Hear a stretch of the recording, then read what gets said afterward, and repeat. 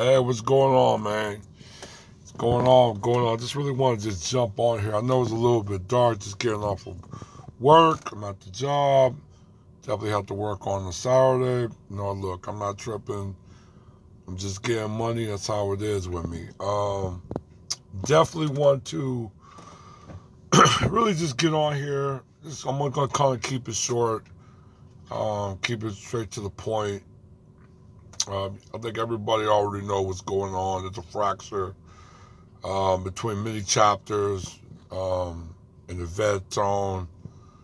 Like I said, everybody know about Yvette and tone, basically trademark ADOS, the term, the name, the term, changed it and turned it into a 501c organization, non-profit organization. Basically, they can get funding basically from the government. Like this, as a non-profit, you can get government funding and even sponsorship and other category. Um, and when she kind of morphed the ADOS um, movement into an actual physical organization, that's when a lot of things happen. I think they're centered basically into a headquarter. She's demanding all the chapters basically give up intellectual property that she um, claimed is stolen or not really used, without her consent of sharing knowledge, even though the knowledge that she has is not technically hers. And it was already researched, that been researched throughout many different scholars in academia, and discussed through decades of work. She definitely, organized and tried to basically claim intellectual property of of advocacy. And basically, a lot of chapters, including my chapter in Houston, pretty much is breaking away from what's going on. Right now there's a lot of beefs, there's a lot of arguments. We got people talking about they're going to go with, tone. That's the thing about it is, I'm not really going to bash it, but I said there was ego in play. Yvette and Tone always had an ego that I already was aware of. I mean, the thing about Yvette, there's things that she was adamantly against. She was adamantly against the chapter. She was against the conference. And like I said, she wanted more of that publicity. She wanted that that beacon of almost like a celebrityism.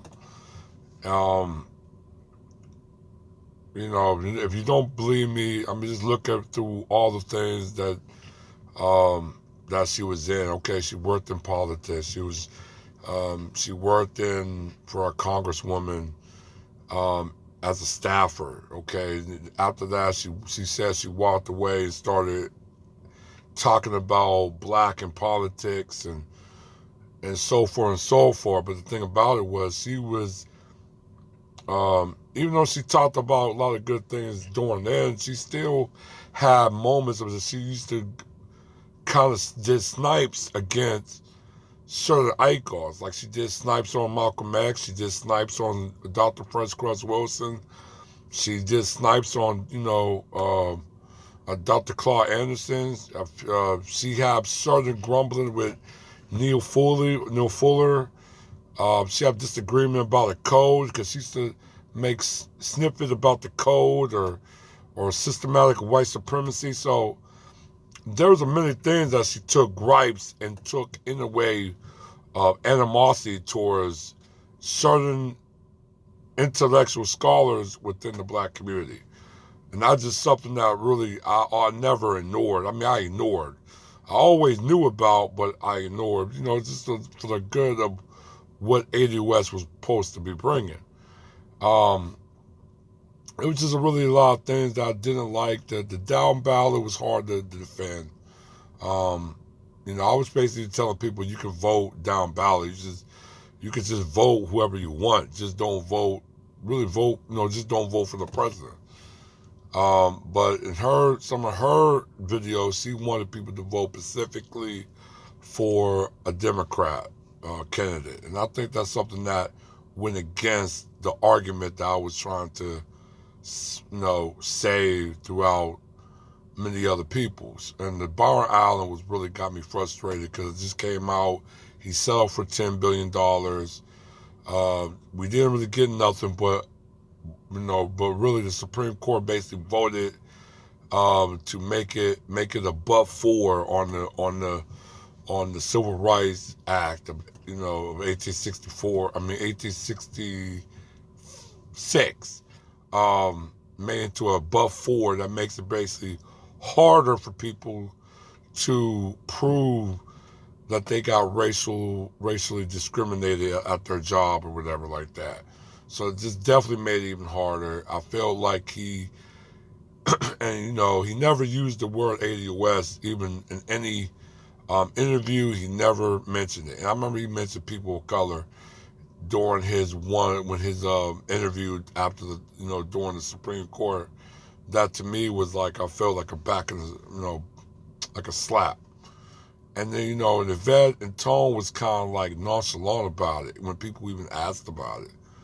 Very nonchalant. So, there are really a lot of things that was going on. I think my thing with Yvette and Tone was they brought in the data. They brought in information that was very good and needed for Black people, definitely to recognize the Pacific Justice Claim, and also to take more pride in the lineage and the ancestry that we all share as Black Americans.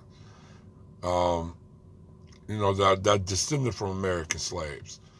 And that I will give credit to. I will give multiple other credits, but I'll give that credit to them. But the lack of not just advocacy, but I think the lack of activism is what basically kind of give a lot of chapters, especially my chapter, ADOS Houston, well, it's new, I think it's now become Texas Chattel of American Slavery, a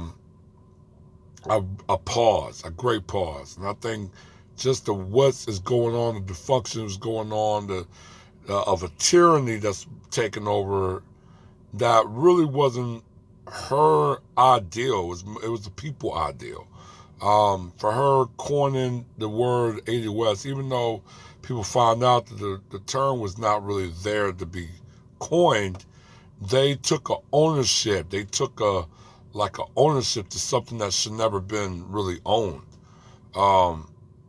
It's similar to like white slave master taking slaves' former African names and just giving them something, giving them a whole different name that don't even affiliate or associate to themselves in their culture and their identity, period. So it was just a great thing, a great saddening, and also just it needed to be handled. We had to break up, but the thing is, we're not going to stop, advocating for our people. We're not going to stop doing what we need to do. But yeah, I'm just letting everybody know that